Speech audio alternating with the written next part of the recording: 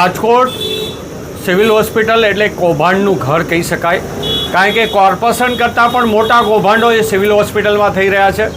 પણ લોકો માટે જે સુવિધાઓ પૂરી કરવાની હોય એની અંદર ધ્યાન દેવાના બદલે ક્યાંક ને ક્યાંક ત્યાં કોન્ટ્રાક્ટ પદ્ધતિ ઉપર વધુ ધ્યાન દેવામાં આવે છે.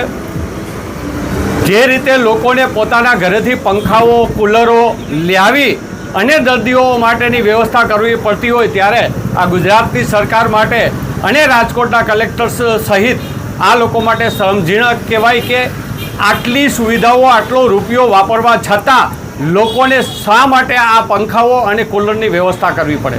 એટલે ક્યાંક ને ક્યાંક આપણે જોયું છે કે હમણાં જ ટૂંક સમયમાં સિવિલ સર્જન છે એને જો આ ઉનાળાને ધ્યાનમાં રાખીને વ્યવસ્થા કરી હોત તો થઈ શકે, પણ એને પોતાના અંગત જે કૌભાંડો કરવાતા અને જે અંગત કૌભાંડોની અંદર પોતાના નામે જે કોન્ટ્રાક્ટરો લેવાના હતા તેની અંદર વધુ ધ્યાન દીધું છે.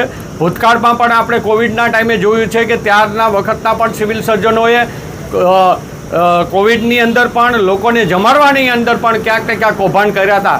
પણ આજના જે રાજકોટના કલેક્ટરશ્રી છે એનું ક્યાંક ને ક્યાંક નોન કરપ્ટેડ અધિકારી તરીકે જ્યારે નામ આવતું હોય ત્યારે તેઓએ જવાબદાર લોકો સામે તાત્કાલિક પગલાઓ લેવા જોઈએ. અને રાજકોટમાં જે ચૂંટાયેલા પ્રતિનિધિ છે એમાં મેયરશ્રી પણ આવી જાય, ધારાસભ્યો પણ આવી જાય, સંસદ સભ્યો આવી જાય, રાજ્યસભાના સભ્ય પણ આવી જાય, પણ એ કોઈની પાસે એટલી ફુરસત નથી કે સિવિલમાં મહિને 2 મહિને ચક્કર મારે અને અહીંયા જે વ્યવસ્થા કરવી જોઈએ એ વ્યવસ્થાની સૂચનાઓ આપે. પણ ક્યાંક ને ક્યાંક આપને એવું લાગે છે કે આજે લોકો હેરાન થઈ રહ્યા છે, મત આપીને હેરાન થઈ રહ્યા છે.